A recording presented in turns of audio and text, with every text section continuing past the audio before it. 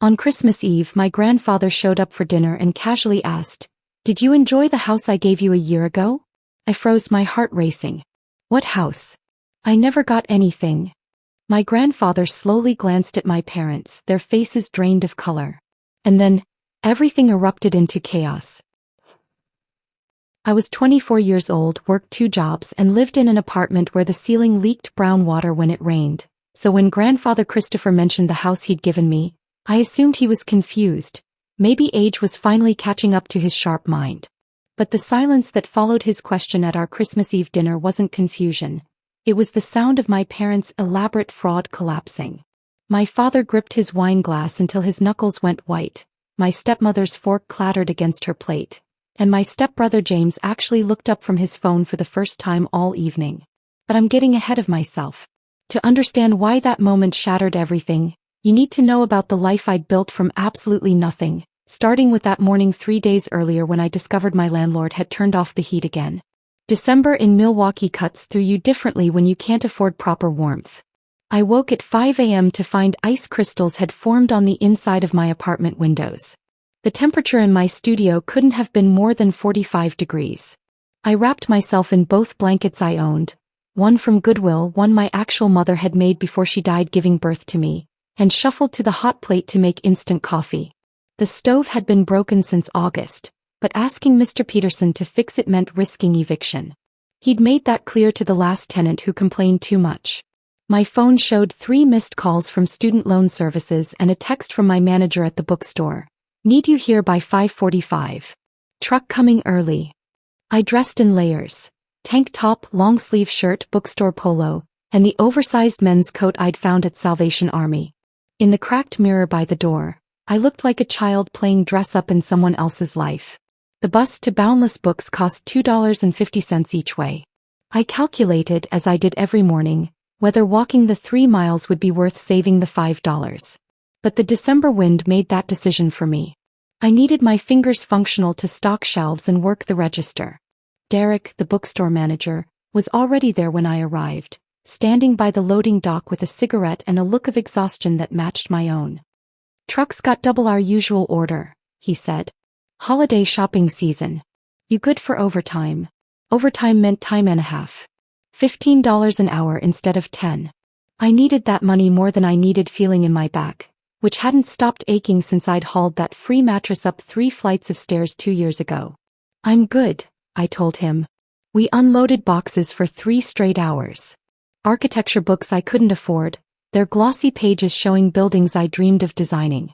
Cookbooks featuring meals that cost more than my weekly grocery budget. Self-help books about manifesting abundance and thinking your way to success, written by people who'd never chosen between food and electricity. During my break, I sat in the stockroom with my phone, trying to download architecture lecture videos on the bookstore's Wi-Fi. My data plan only gave me 2 gigabytes a month, and I'd used most of it applying for scholarships I wouldn't get and jobs that required degrees I didn't have. The video buffered endlessly. Buffer, freeze, timeout. The story of my life in 3 words. "Still studying?" Derek asked, finding me squinting at a grainy tutorial about load-bearing walls. "Community college doesn't teach the software," I explained. "YouTube University is free." He disappeared and came back with a damaged textbook. Fundamentals of Building Construction, retail price $78. The corner was water-stained, making it unsellable. "Inventory mistake," he said, setting it beside me. These small kindnesses kept me going, but they also reminded me how pathetic my situation was. Mary Walker. Charity case accepting damaged goods because undamaged ones were beyond reach. My shift at the Daily Grind started at 2 p.m. Just enough time to catch the bus across town, change in their bathroom and pretend I hadn't already worked 6 hours. The coffee shop catered to office workers and college students from Marquette University. Kids my age who complained about their parents' restrictions on their credit cards while I smiled and made their $8 lattes. Carol, the afternoon manager, pulled me aside during a slow period. "Corporate's cutting hours after New Year's," she said. "I might only be able to give you 10 hours a week." The mental math was instant and brutal. 10 hours at $9.50 meant $95 before taxes. My studio apartment cost $650 a month. Even with the bookstore job I'd be short. "I understand," I said, because what else could I say?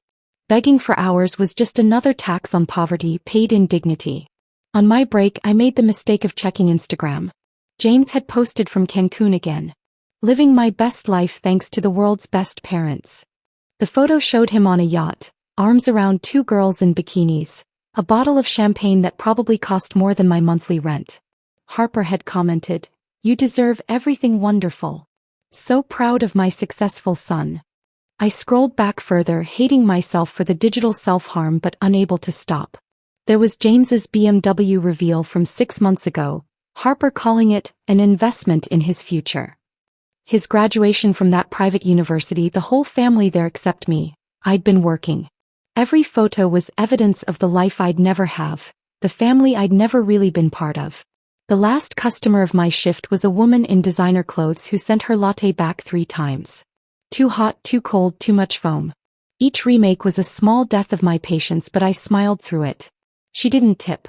Walking to the bus stop after closing, I passed a furniture store with a display bed in the window. An actual bed frame, not just a mattress on the floor. A comforter that matched the pillows. I stood there longer than I should have, missing my bus, imagining what it would feel like to sleep somewhere designed for comfort instead of mere survival. My phone buzzed. Harper calling. "Mary," her voice had that fake sweetness she used when other people were listening. "Just reminding you about Sunday dinner. Grandfather Christopher is making a special trip from Chicago. 6 o'clock sharp. And please," she paused, "try to wear something appropriate. The Hendersons might stop by." The Hendersons. Rich neighbors whose son was James's business partner in whatever scheme he was running this month. I'd be displayed like a prop. Evidence of their charitable inclusion of Mason's unfortunate first child. "I'll be there," I said, because I always was, always hoping this time might be different. Walking home in the dark, I thought about grandfather Christopher. I hadn't seen him in over a year. He'd always been kind but distant, busy with his development company in Chicago. The last time we'd talked, he'd asked about my studies and I'd lied, too ashamed to admit I'd dropped out of community college because I couldn't afford it even with financial aid. 3 days. 3 days until that dinner would reveal the truth about the life I should have had, the house that had been mine, the betrayal that had kept me in this frozen apartment while my stepbrother vacationed in paradise.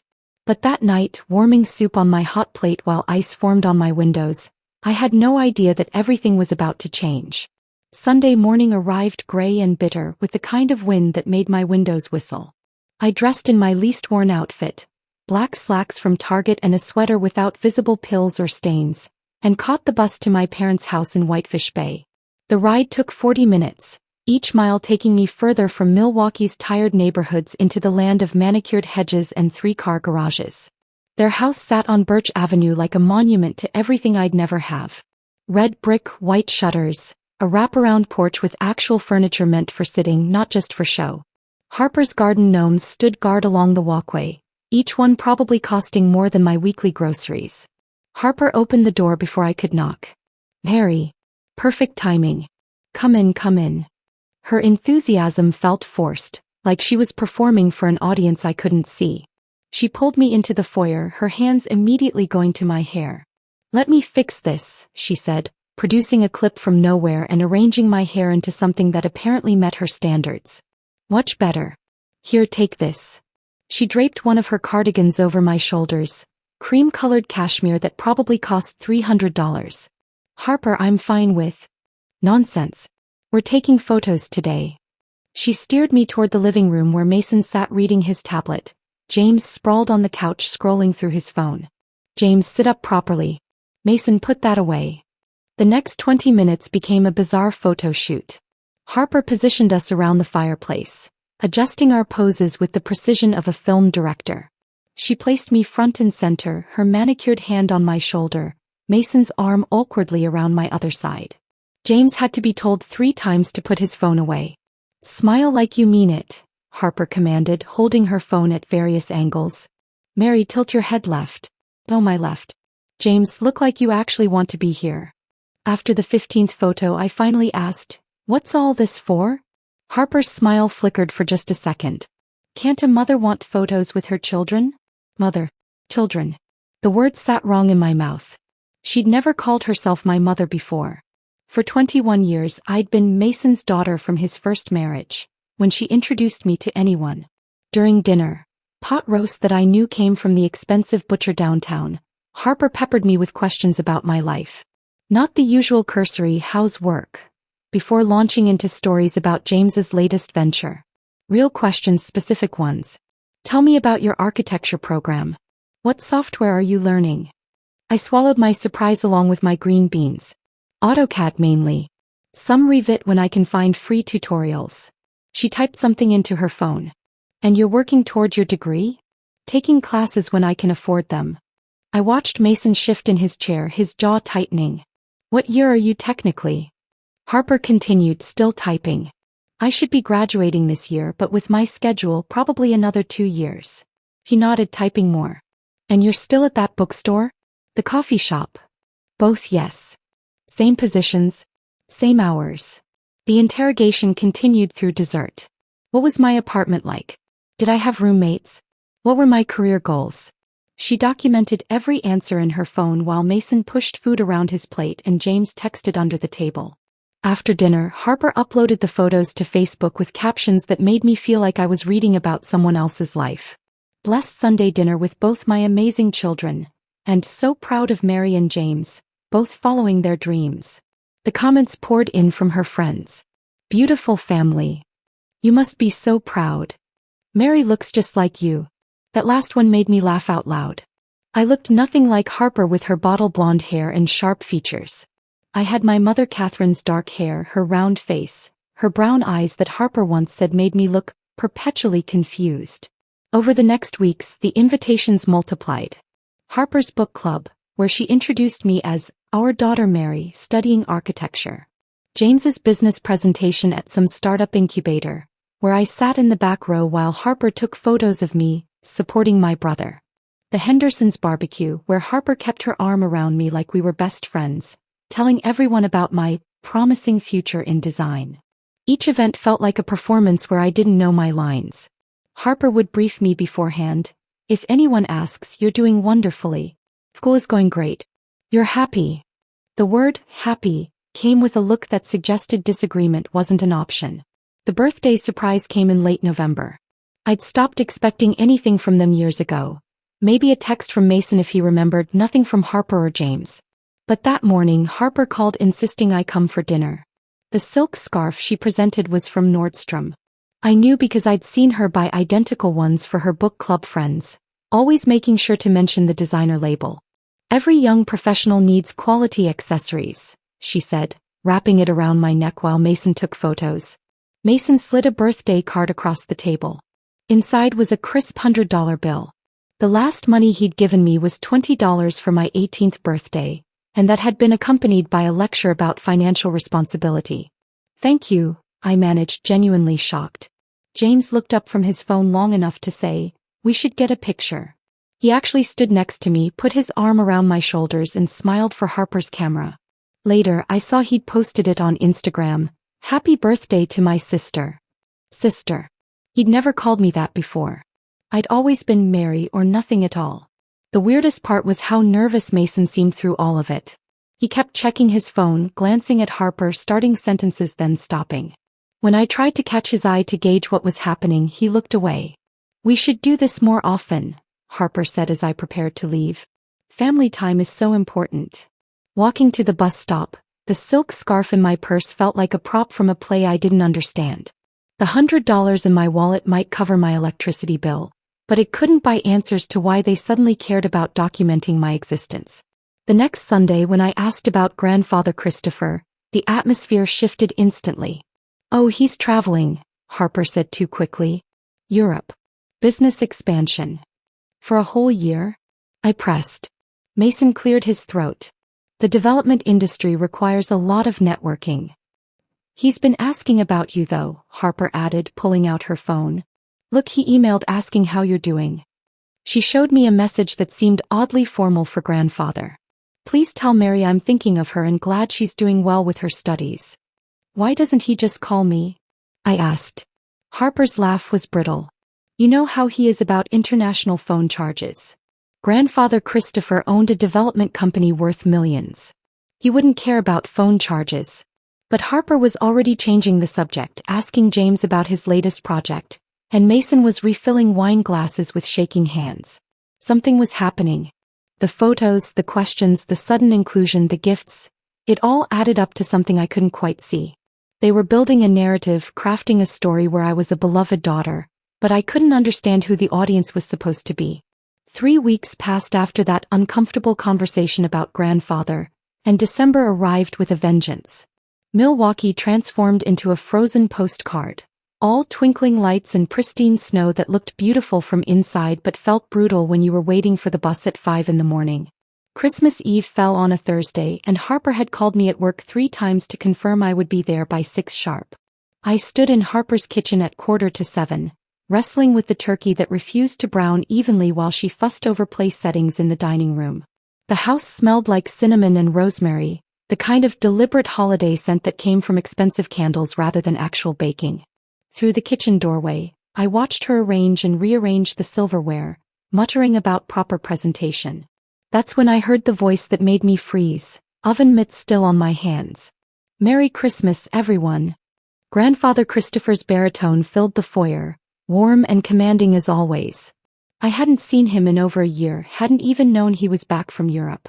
I rushed out of the kitchen, nearly colliding with Harper, who had gone rigid in the dining room doorway. Grandfather stood in the entryway, snow still dusting the shoulders of his charcoal wool coat. His silver hair was perfectly styled despite the wind outside, and his blue eyes, the same shade as my mother's had been according to the few photos I'd seen, crinkled at the corners when he saw me. "Mary, my dear girl," he said, opening his arms. I practically ran to him, not caring that my hands were still greasy from the turkey. He smelled like expensive cologne and winter air, solid and real in a way that made me realize how much I'd missed him. His embrace was firm, genuine, nothing like the awkward half-hugs Mason occasionally offered. "I didn't know you were coming," I said into his shoulder. "Wanted to surprise everyone. Flew in from London this morning." He pulled back to look at me, his hands on my shoulders. "You look tired, sweetheart. Are you taking care of yourself?" Before I could answer, Harper appeared, her smile so forced it looked painful. "Christopher. What a wonderful surprise. We weren't expecting." "Clearly," Grandfather said, his tone pleasant but his eyes sharp as they took in Harper's panicked expression. "Mason, aren't you going to greet your father?" Mason emerged from his study, his face already flushed from wine. "Dad. Good to see you." They shook hands formally, no warmth between them. James slouched in from the living room, barely looking up from his phone to mumble a greeting. Grandfather's expression tightened slightly at the disrespect, but he said nothing. "Well," Harper chirped, her voice too high, "dinner's almost ready. Mary was just helping with the turkey." "Since when does Mary have to help with cooking?" Grandfather asked. "Isn't she a guest?" An uncomfortable silence settled over the foyer. Harper's laugh came out strangled. "She's family, Christopher. Family helps." The word family seemed to hang in the air, meaning different things to everyone in the room. Dinner began normally enough. We sat at the dining table with its good china and crystal glasses that only came out for special occasions. Grandfather sat at the head where Mason usually presided, a subtle shift in power that everyone noticed but no one acknowledged. I ended up between Grandfather and James, who was already on his second glass of wine despite being barely through the salad course. Harper kept up a stream of nervous chatter about renovations they were planning, the Hendersons' new boat, anything to fill the silence. Mason contributed occasional grunts of agreement while sawing at his turkey with unnecessary force. We were halfway through the main course when Grandfather set down his fork and looked directly at me. His expression was warm, casual, completely unaware of the bomb he was about to detonate. "Mary dear, did you enjoy the house I gave you a year ago? I know Shorewood can be a bit quiet, but I thought the location would be perfect for you, close to downtown but still residential. Have you settled in well?" The words didn't make sense at first. They floated across the table like foreign language, syllables I recognized but couldn't assemble into meaning. I became hyper-aware of everything. The grandfather clock ticking in the hallway, the way the candlelight reflected off the crystal, Harper's fork suspended halfway to her mouth. "I'm sorry, what house?" My voice sounded distant, like someone else was speaking. Harper's fork clattered onto her plate, the sound sharp as breaking glass. Mason's wine glass trembled so violently that red liquid sloshed onto the white tablecloth. James actually looked up from his phone, his face draining of color as his eyes darted between our parents. Grandfather's expression shifted from casual warmth to confusion, then to something darker. The house in Shorewood. The 3-bedroom colonial on Maple Street. I transferred the deed to your name last year for your 23rd birthday. I've never. The words wouldn't come. My brain felt like it was moving through thick syrup trying to process what he was saying. Mason. Grandfather's voice had gone deadly quiet, the kind of calm that preceded storms. Explain to me why Mary doesn't know about her house. Mason opened his mouth but no sound emerged. His face had turned a mottled purple red like he was choking on air. Harper jumped in, her words tumbling over each other. Christopher, there must be some misunderstanding. Mary prefers her independence. She wanted to stay in her apartment, we thought. You thought? Grandfather's voice could have frozen water. You thought what, exactly? That you could make decisions about a property I gifted directly to my granddaughter. It's not like that, Mason finally managed to croak. The situation was. The house was sold 8 months ago, James blurted out, then immediately looked like he wanted to disappear into his chair. The silence that followed was deafening. I felt like I was watching the scene from outside my body, floating somewhere near the ceiling, observing the destruction of my family's careful facade. Sold. Grandfather repeated the word like he was tasting poison. You sold Mary's house. We had debts, Harper whispered, tears starting to streak her makeup. James's business needed capital, and we thought Mary was doing fine. You thought she was doing fine working 2 jobs and living in poverty while you stole her inheritance? The word stole landed like a slap. Harper actually flinched. Mason reached for his wine glass with shaking hands. The paperwork, Grandfather continued, his voice growing louder. The deed was in Mary's name. How did you? His face went white as realization dawned. You forged her signature. We were going to tell her, Mason said weakly. Eventually. When things were better. When things were better? Grandfather stood so abruptly his chair scraped against the hardwood floor. You committed fraud. You stole from your own daughter. And those photos. He pulled out his phone, scrolling furiously. These family photos you've been sending me, telling me how well Mary was doing, how happy she was in her new house. It was all lies. The photos. Suddenly everything clicked into place with nauseating clarity. The sudden interest in including me, the documentation of fake family moments, Harper's insistence on posting about both her children. They'd been creating evidence, a digital alibi to cover their crime. I need some air, I said, standing on legs that felt like water. I made it to the bathroom before my knees gave out. I sat on the closed toilet lid, my whole body shaking. Through the door, I could hear the explosion continuing. Grandfather's rage, Harper's sobbing, Mason's pathetic attempts at justification. $450,000. They'd stolen a house worth nearly $500,000 and told me there was no money for my education. My hands gripped the edge of the bathroom sink, knuckles white, while the chaos continued beyond the door. I could hear Grandfather's voice, controlled but lethal, cutting through Harper's hysteria. The bathroom tiles felt cold through my dress as I slid down to sit on the floor, trying to process what had just happened. A house. My house. Gone. A sharp knock rattled the door. Mary, sweetheart, come back out here, Grandfather's voice, gentler now but still commanding. We need to sort this out properly. I stood on unsteady legs and opened the door. The dining room had transformed into a war zone. Harper sat with her face in her hands, shoulders heaving. Mason stared at the wine-stained tablecloth like it held the secrets of the universe. James had actually put his phone down, his face the color of old paper. Grandfather stood by the window with his phone pressed to his ear. Patricia? Yes, I need you on speaker. We have a situation. He set the phone on the table and a woman's crisp voice filled the room. Good evening, Mr. Walker. How can I assist you? My son and daughter-in-law have sold property that was legally transferred to my granddaughter without her knowledge. They forged her signature on the sale documents. The pause that followed felt eternal. That constitutes federal wire fraud if any documents cross state lines. Also identity theft, forgery, and potentially grand larceny depending on the amount. $450,000, grandfather said flatly. That's definitely grand larceny. We're looking at potential prison sentences of 5 to 15 years per count. I can have our forensic accounting team begin an investigation immediately. Harper made a sound like a wounded animal. Mason finally spoke, his voice cracking. Dad, please, we can work this out privately. Privately? Grandfather turned on him. You stole from your own daughter. You committed federal crimes. Patricia, begin the investigation. I want every transaction tracked. Wait, James suddenly burst out. This isn't fair. That money went to good use. My businesses needed capital. I have potential. Grandfather laughed, but there was no humor in it. Potential? You're 26 years old, James. You've burned through 3 failed startups. A food delivery app that never delivered food.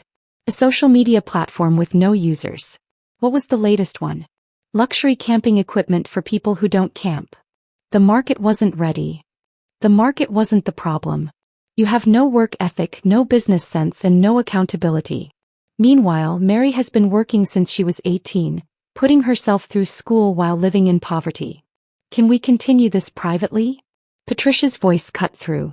Mr. Walker, I'll send my team over in the morning to collect the necessary documents. After grandfather ended the call, he pulled out his tablet and began scrolling. Let me show you something, Mary. He turned the screen toward me. These are the emails your parents sent me over the past year. The first image made my stomach turn. It was me, clearly photoshopped, standing in a kitchen I'd never seen. The marble countertops, stainless steel appliances, the breakfast nook with a garden view, all completely foreign. Harper had written underneath, Mary loves her new kitchen. She's already hosted 2 dinner parties. There's more, grandfather scrolled. Another fabricated photo showed me in what must have been the living room, decorated for Christmas last year. Mary's first Christmas in her new home. She's so grateful for your generosity, Dad. Each image felt like discovering another layer of betrayal. They'd created an entire fictional life for me. There was even a thank you card, supposedly from me, written in Harper's careful script. Dear grandfather, the house is perfect. Thank you for giving me this incredible start to my adult life. I think I'm going to be sick, I said and meant it. I made it to the kitchen sink just in time. Behind me, I heard Harper's voice, high and desperate. It's Mason's fault. His gambling debts. We were going to lose everything. Gambling. I turned, wiping my mouth. Dad gambles. Mason's face crumbled. It started small. Office pools, fantasy football. Then sports betting apps made it so easy. I kept thinking I could win it back. How much? Grandfather's voice was ice. 80,000. Maybe more. The number hung in the air. $80,000 in gambling debts while I'd been eating ramen noodles for months because real food was too expensive. That's not even the worst part, Mason continued, his words slurring slightly from wine and shame. I've been taking money you sent for Mary since she was 10. School supplies, clothes, medical care. Thousands of dollars a year. You told me we couldn't afford new school shoes, I whispered. I wore the same pair with holes in them for 2 years. James needed tutoring. James needed tutoring because he didn't bother studying. I was shouting now, years of suppressed anger erupting. I studied with library books and free websites while James got private tutors he ignored. Mason's next words destroyed something inside me that I didn't know could still break. Catherine dying. It broke something in me. Every time I looked at you I saw her. And I blamed you. You were the reason she was gone. James was my chance to start over, to have a real family. The silence that followed was deafening. Grandfather moved toward Mason with such fury that James actually jumped up to intervene. Don't, grandfather said quietly. Don't you dare stop me from saying this. Catherine was my daughter. She died from a medical complication that had nothing to do with Mary. You've spent 24 years punishing an innocent child for your own inability to grieve. I know, Mason sobbed. I know I was wrong. Wrong? You were criminally abusive. Mary, pack your things. You're coming with me tonight. I don't have anything to pack, I said numbly. Just my purse and coat. Then get those. We're leaving. I climbed the narrow stairs to the attic room I'd occupied as a child when I stayed over, before I'd moved out at 18. It looked exactly the same, Single bed with a thin mattress, small dresser with a broken drawer, one window overlooking the garage. I opened the closet and found a cardboard box of my old things Harper must have shoved up here. Report cards with teacher comments. Mary shows exceptional promise, and Mary would excel with proper resources. College brochures for Northwestern University of Wisconsin, schools I'd dreamed of attending. Notebooks filled with building designs I'd drawn, architectural dreams sketched in pencil by a girl who thought hard work would be enough. Harper appeared in the doorway, her makeup completely destroyed, looking older than I'd ever seen her. Mary, please understand. James is my son.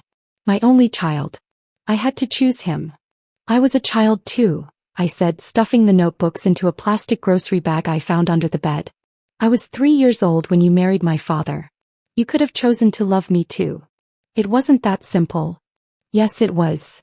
I pushed past her, grocery bag in hand. It was exactly that simple. Downstairs, grandfather waited by the door, already in his coat. Mason sat at the table, head in his hands. James stood by the window, still trying to process that his consequence-free life had just ended. This isn't over, grandfather said to the room. My lawyers will be in touch. Grandfather's Tesla pulled through wrought iron gates onto a private drive lined with 100-year-old oak trees. Even in the darkness, with snow falling softly against the windows, I could sense the magnitude of where we were heading. The headlights swept across manicured hedges and stone walls before illuminating a Tudor-style mansion that seemed to rise from the earth like something from a fairy tale. Welcome to your new home, grandfather said quietly, placing his hand over mine. The word home stuck in my throat. I'd never had one of those, not really. Just temporary spaces where I was tolerated, endured, or lately simply survived. A woman in her 50s opened the massive oak door before we reached it. Mr. Walker, I've prepared the blue room as you requested. Thank you, Margaret.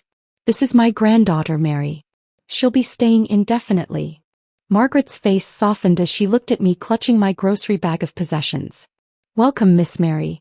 I'll have some soup brought up and perhaps some tea. The foyer alone was larger than my entire apartment.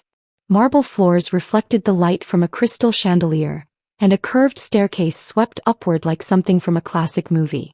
Original paintings lined the walls, actual art, not prints from discount stores. I followed grandfather up the stairs, my footsteps silent on thick carpet that probably cost more than my annual rent. The blue room took my breath away. Soft navy walls, white crown molding, a 4-poster bed with layers of pillows and a down comforter. The windows overlooked Lake Michigan, dark water stretching endlessly under the winter moon. An ensuite bathroom featured a clawfoot tub and marble countertops. A walk-in closet stood empty, waiting for clothes I didn't own. This can't be real, I whispered. It's very real, grandfather said gently. Get some rest. Tomorrow we start fixing what they broke. But I couldn't sleep. I sat on the window seat watching snow fall over the lake, afraid that if I closed my eyes, I'd wake up back in my studio with its brown water stains and rattling pipes. When dawn painted the water gold and pink, when Margaret knocked softly with a breakfast tray of fresh fruit and pastries I'd only seen in bakery windows, the tears finally came. Not tears of sadness but of recognition. I had always been worth saving. Someone had finally seen it. The forensic accountant arrived at 9 sharp. Linda Zhao was a small woman with fierce eyes who laid out spreadsheets across grandfather's study desk with the precision of a general planning a campaign. I've pulled 20 years of financial records, she began, adjusting her glasses. The theft is systematic and extensive. The numbers made my head spin. Monthly payments of $3,000 grandfather had sent for my care since I was 4. Lump sums for birthdays, Christmases, educational milestones. A college fund that should have contained $200,000 by my 18th birthday. They created an entire false paper trail, Linda continued, showing receipts on her tablet. Private tutoring that never happened. Medical specialists you never saw. They even claimed orthodontic work. She looked at my slightly crooked teeth with sympathy. I'm assuming you never had braces. I couldn't even afford regular dental cleanings, I said quietly. There's more. Linda pulled up another document. They claimed you attended a private prep school. The tuition they invoiced your grandfather for would have covered Exeter or Choate. While I had worn shoes with holes and studied from damaged textbooks at public school, My parents had been collecting $40,000 a year for my non-existent private education. The house is just the latest theft, Linda said. The total diverted funds approach $800,000 over 2 decades. 800,000. The number was too large to comprehend. It was an entire life stolen opportunity by opportunity, dollar by dollar. The next morning, grandfather's legal team assembled in the dining room. Patricia Williams, whom I'd heard on speakerphone, turned out to be a formidable black woman in her 40s who commanded the room with quiet authority. Her associates, David Chin and Jennifer Martinez, had already compiled enough evidence to build multiple cases. We have 3 paths, Patricia explained, her hands folded on the mahogany table. Criminal prosecution would likely result in prison sentences for both your father and stepmother. Federal fraud charges, identity theft, forgery. We're looking at serious time. The thought of Mason in prison made me feel nothing. That worried me more than anger would have. Option 2 is civil litigation. We sue for damages, likely recovering most of the stolen funds through property liens and wage garnishment. And the third? Grandfather asked. Mediated settlement. They agree to our terms, sign over certain assets, and avoid criminal prosecution. Jennifer added, "We've found evidence of your father owing significant gambling debts to questionable people. He's desperate. That gives us leverage." David pushed a folder toward me. "There's something else. Your stepbrother James has been involved since he turned 18. He knew about the house, helped forge some documents. He's equally liable." I thought of James and his designer clothes, spending money that should have been mine while I worked double shifts. "Good," I said, surprising myself with the hardness in my voice. Patricia reached across the table and took my hand. "I need you to understand something. What they did to you wasn't just theft. It was systematic child abuse through financial deprivation. You were denied medical care, education, basic necessities while they lived luxuriously on funds meant for you. This was never about family dysfunction. This was criminal abuse." The words hit me like a revelation. I'd spent years believing I wasn't worth investing in, that my struggles were normal, deserved. But Patricia, who mentioned growing up poor herself, who understood the difference between poverty and theft, was offering me a different narrative. 3 days later, Grandfather drove me to his company headquarters in downtown Chicago. The building rose 40 floors into the winter sky, all glass and steel ambition. The receptionist greeted him with deference, and everyone we passed nodded respectfully. "I want you to meet someone," he said, leading me to a corner office.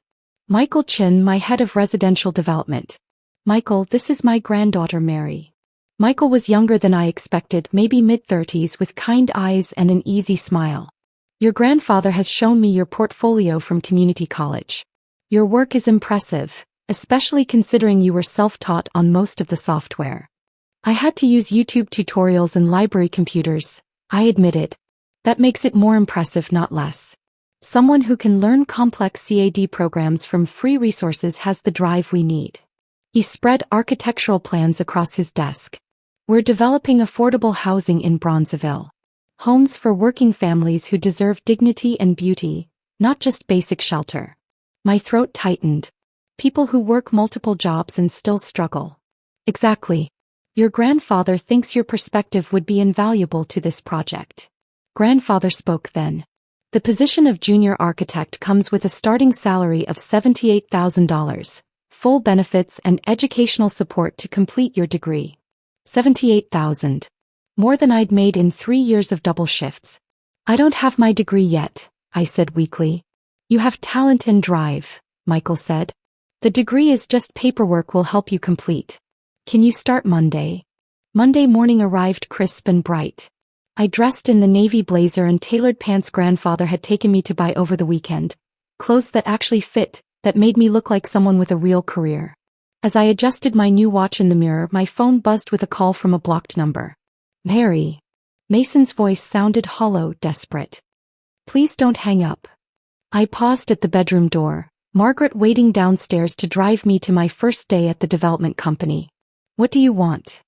"The lawyers, your grandfather's lawyers, they're forcing us to sell the house. They filed liens against everything. Harper can't stop crying. She won't eat. Please, Mary, can't you talk to him? Make this stop." Through the phone, I heard Harper wailing in the background, the kind of theatrical sobbing she used to do when the country club rejected her first membership application. James's voice cut through, shouting about his destroyed credit score, how his life was ruined. Your life is ruined? I said quietly. I've been living with a ruined life for 24 years. That's not, we never meant. I ended the call. Margaret was waiting with coffee and an encouraging smile. As we drove through Chicago's morning traffic toward my new future, I felt something shift inside me. Not forgiveness, not yet, but a kind of release. Justice had its own timeline and mine had finally arrived. The first week at my job was overwhelming in the best way.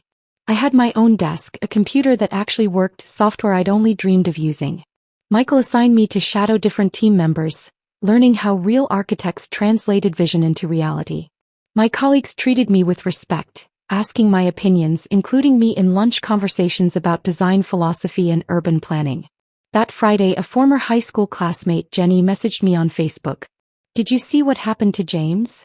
She attached a photo that made me set down my coffee.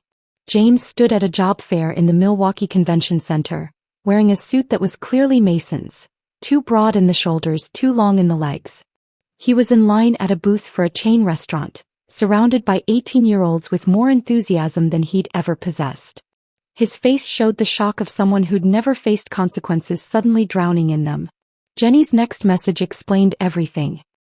His BMW got repossessed right in front of Brittany at Whole Foods. She dumped him on the spot. Then his business partners found out about the fraud thing and pulled all their funding. He's been applying everywhere, but turns out a business degree means nothing when you've never actually worked a day in your life. I studied the photo. The golden boy who'd gotten everything handed to him was now begging for the kind of job I'd done at 18. The same job he'd mocked me for having. More messages came throughout the week from people who thought I'd want to know about my family's downfall. Harper's carefully constructed social life had crumbled like tissue paper in rain. The Shorewood Country Club, where she'd spent years cultivating her image, revoked her membership when news of the fraud spread. The letter they sent was formal but devastating. Conduct unbecoming of a member, association with criminal activity, immediate termination of privileges. Mrs. Henderson, their neighbor, called grandfather's house one evening while I was reviewing blueprints in the study. Margaret transferred the call to me, though I couldn't imagine why she'd reach out. Mary, dear, Mrs. Henderson began, her voice dripping with the fake concern of someone who loved drama. I thought you should know about your stepmother. She's not handling things well. I don't really. She was at the Dollar Tree yesterday. The Dollar Tree. Buying generic shampoo and crying in aisle 3. The same woman who used to brag about her monthly spa treatments and wouldn't shop anywhere but Whole Foods. I made non-committal sounds while Mrs. Henderson continued her gossip. Harper had been asked to resign from 3 charity boards. Her book club, 15 Years of Tuesday Meetings, had quietly excluded her from the new reading list. The other mothers from James's private school had formed a new lunch group without her. She tried to organize a neighborhood holiday party, Mrs. Henderson continued, but no one responded to her invitation. It's like she's become invisible. After I hung up, I sat in grandfather's study looking out at Lake Michigan. Harper was learning what I'd known my whole life, what it felt like to be unwanted, excluded, deemed unworthy of basic social inclusion. The woman who'd told me I should be grateful for scraps was now living on them. But Mason's collapse was the most complete. Patricia called with updates as the legal team tracked down the extent of his deception and debt. His employer, a conservative insurance firm that valued reputation above all else, fired him the day the fraud investigation became public. No severance, no reference, just a security escort from the building with his belongings in a cardboard box. We've discovered something else, Patricia said during one call. Your father owes approximately $120,000 in gambling debts. Some to legitimate casinos, but about $30,000 to less official creditors. Less official? The kind who charge interest in ways that aren't strictly legal. It explains his desperation to steal from you. He was trying to stay ahead of some dangerous people. Without his job, without access to my stolen funds, Mason had no way to pay. Neighbors reported seeing him coming home at strange hours, looking over his shoulder, parking his car different places each night. The gambling addiction he'd hidden for years was now consuming him publicly. He'd been spotted at the casino at Potawatomi at 3 a.m, drunk and trying to win back money he didn't have. Someone, I suspected Mrs. Henderson, sent me a photo of Mason at a liquor store buying the cheapest whiskey they sold. His hair had gone completely gray in 6 weeks. His clothes hung loose on a frame that had lost probably 30 pounds. He looked like he'd aged a decade since Christmas Eve. When he tried calling grandfather directly from the house phone, I happened to be in the room. Grandfather put it on speaker. "Dad, please." Mason's voice was slurred, broken. "I'm your son. Doesn't that mean anything?" "Mary was your daughter," grandfather replied coldly. "Did that mean anything to you?" "That's different." "You're right. It is different. She was a child who depended on you. You were an adult who chose to steal from her. You're experiencing exactly what you put her through, complete abandonment by family. Except you're a grown man who created his own situation. She was an innocent child." The line went dead. Grandfather looked at me across his desk. "He won't be calling again. I've made sure of that." By the end of my first month at the development company, my family's fall from grace was complete. They'd lost their house, their reputation, their social standing, and each other. Harper and Mason's marriage was crumbling under the weight of mutual blame. James had moved back in with them, into whatever small apartment they'd managed to rent, 3 failures sharing close quarters and resentment. Meanwhile, I was designing homes for families who deserved better than what they'd been given. The Bronzeville affordable housing project consumed my days in the best possible way. 6 months had passed since Christmas Eve, 6 months of learning what it meant to have a real career, real purpose, real worth. I was reviewing window placement specifications to maximize natural light when Michael knocked on my office door. My own office with my name on the door, something I still couldn't quite believe. "Your receptionist just called. There's someone in the lobby insisting on seeing you. A Harper Walker." My hand stilled on the drafting tablet. Through the floor-to-ceiling windows of the 20th floor, Chicago stretched out under the June sun, peaceful and distant from the chaos Harper represented. "Tell security I'll be down in 10 minutes. I found her in the parking garage instead, having somehow talked her way past the lobby security. She stood next to my Honda Civic, a reliable used car grandfather had helped me purchase, looking like a ghost of her former self. Her hair, once perfectly highlighted blonde, showed 2 inches of gray roots. The designer handbag had been replaced with a canvas tote from Walgreens. She wore a blouse I recognized from Target's clearance rack because I'd considered buying it myself years ago when $7 seemed like too much for a shirt. "Mary, please. Just 5 minutes." I stopped 10 feet away, keys in my hand. The parking garage's fluorescent lights made her look even more haggard, highlighting the deep lines around her eyes and mouth that expensive creams could no longer hide. "James tried to hurt himself last week," she said, the words tumbling out desperately. "Pills. We found him in time, but he's not handling this well.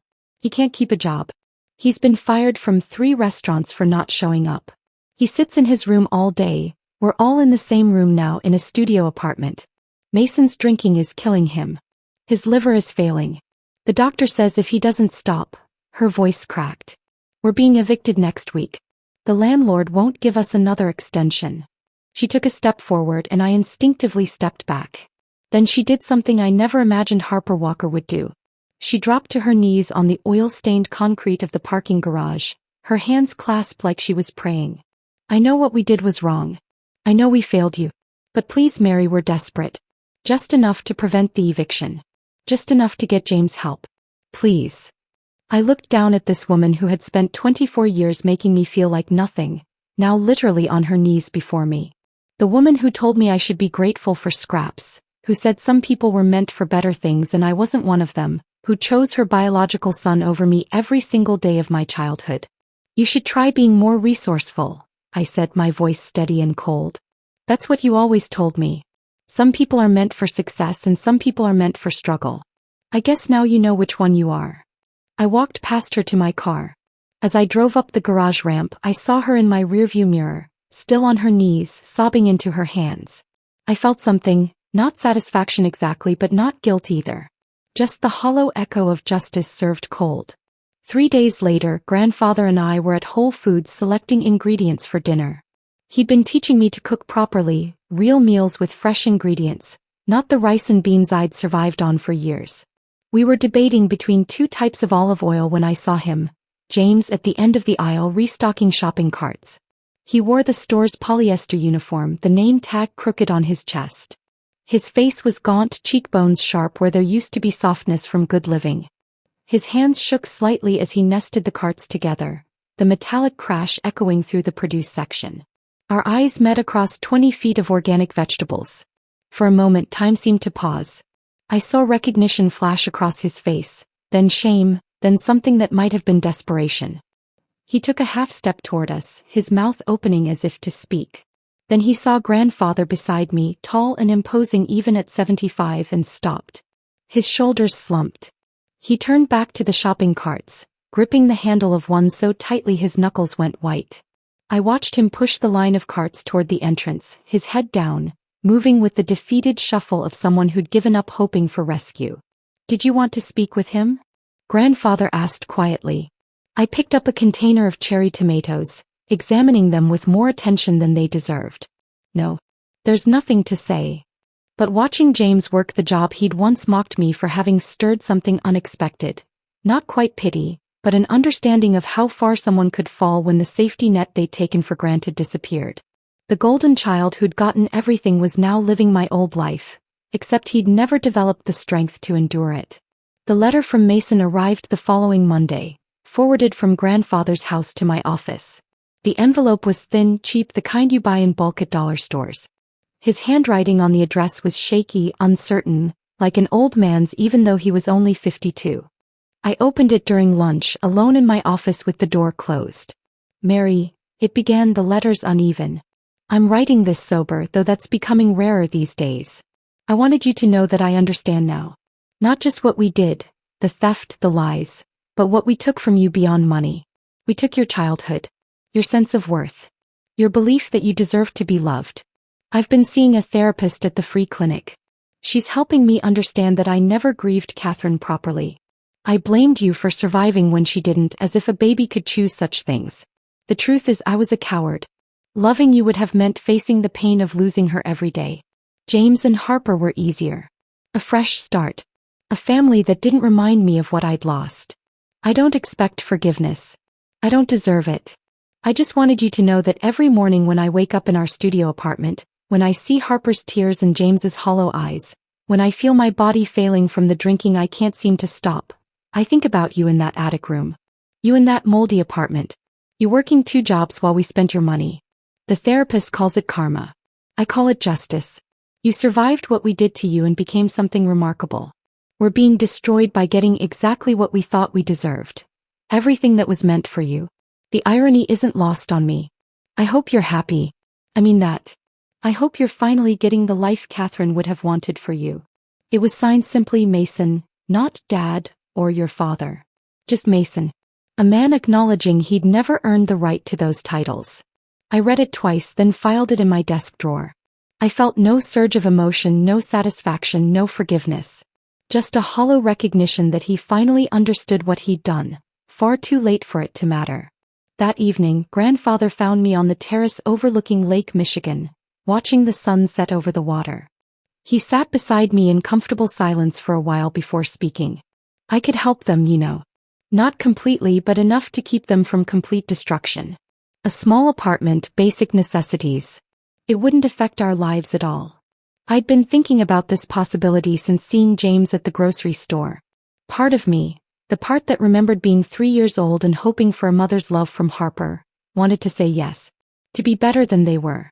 To prove I hadn't let their cruelty make me cruel.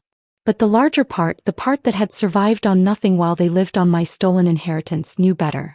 "If you help them now, they learn nothing," I said. "They'll see it as vindication that family eventually comes through, that consequences can be avoided if you just wait long enough. They need to experience the full weight of what they did. Not out of cruelty, but because it's the only way they'll ever truly understand what they put me through." Grandfather nodded slowly. "You're stronger than I would be." "No," I said, watching the last of the sun disappear behind the horizon. "I'm exactly as strong as they forced me to become." The darkness settled over Lake Michigan like a blanket, and grandfather and I remained on the terrace in comfortable silence.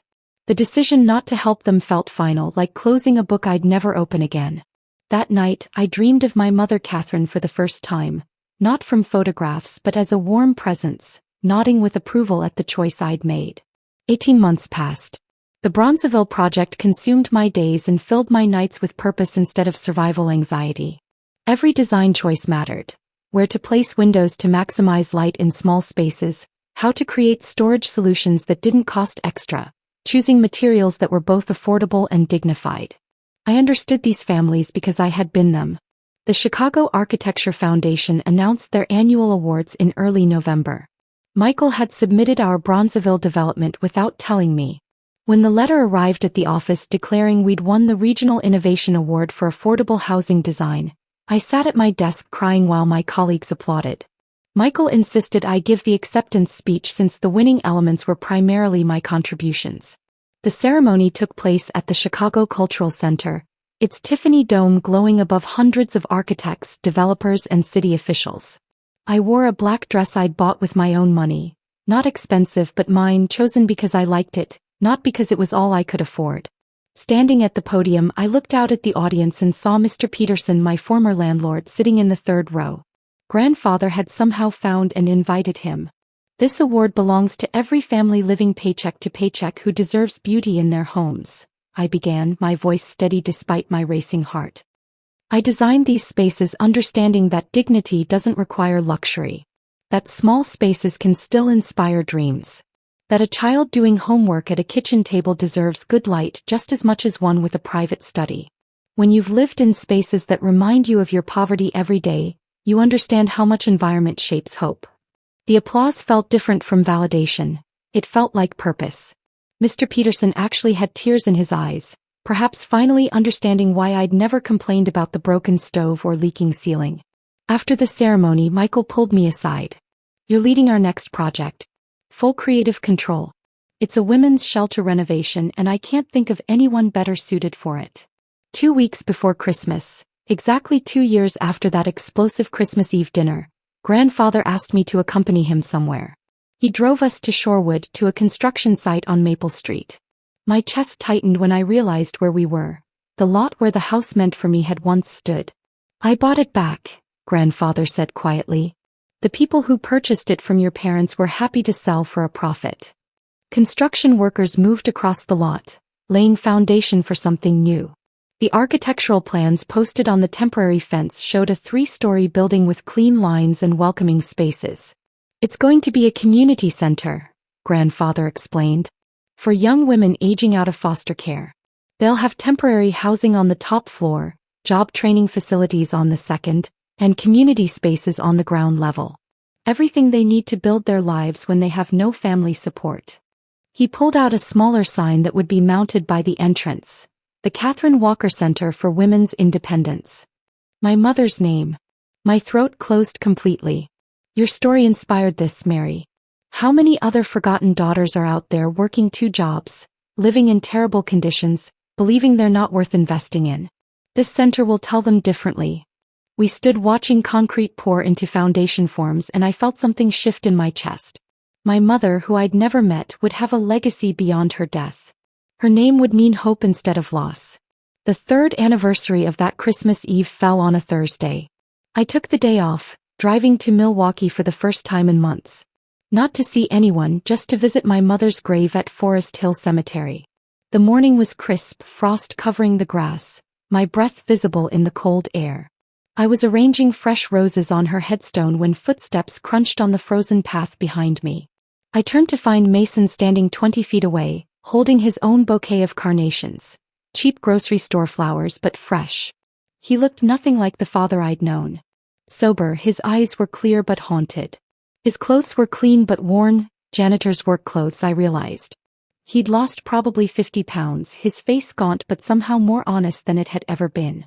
"I come every week," he said quietly, "to tell her I'm sorry. For failing you. For blaming you. For everything." We stood on opposite sides of her grave, neither moving closer. He didn't ask for money, forgiveness, or even acknowledgement. After a few minutes, he placed his carnations next to my roses and turned to leave. "Mason," I called out. He stopped but didn't turn. "Thank you for the letter." He nodded once and walked away. I didn't forgive him. that wasn't mine to give.